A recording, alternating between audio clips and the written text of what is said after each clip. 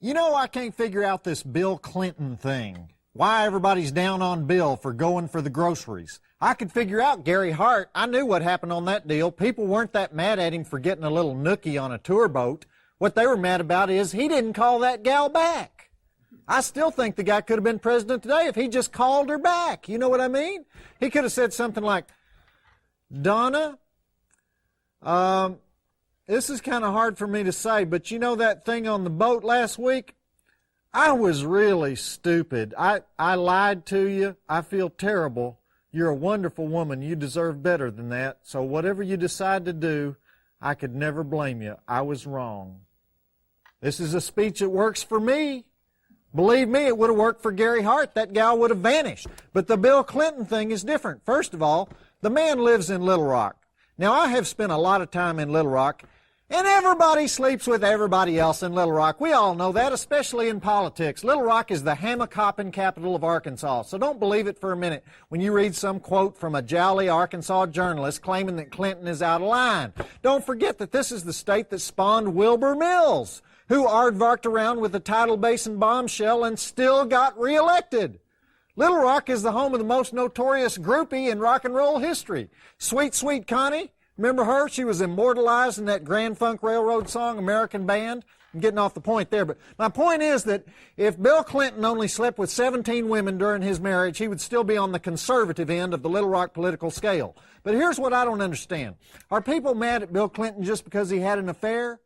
He told everybody he screwed up. His wife told everybody he screwed up. He went on 60 Minutes and practically said, I did it 9 ways from Sunday with everything that had 2 legs and still breathed. So it's got to be more than that, right?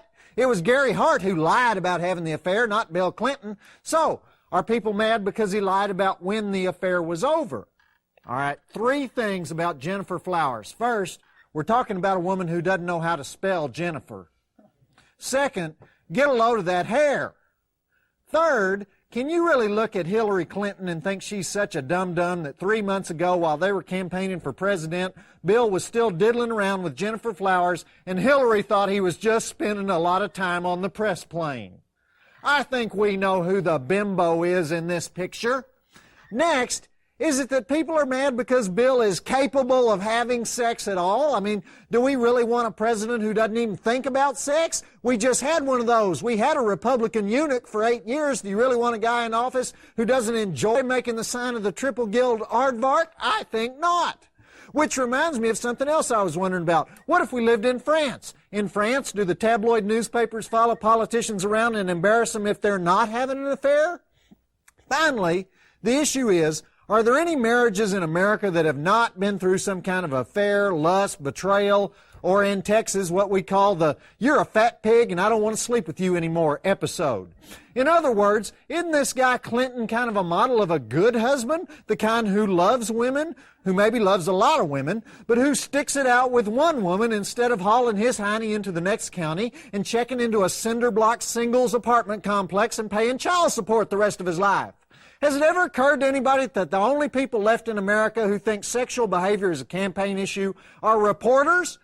And has it ever occurred to you that the only people not having sex in America are reporters? Write in if you have answers for me. I really want to know this.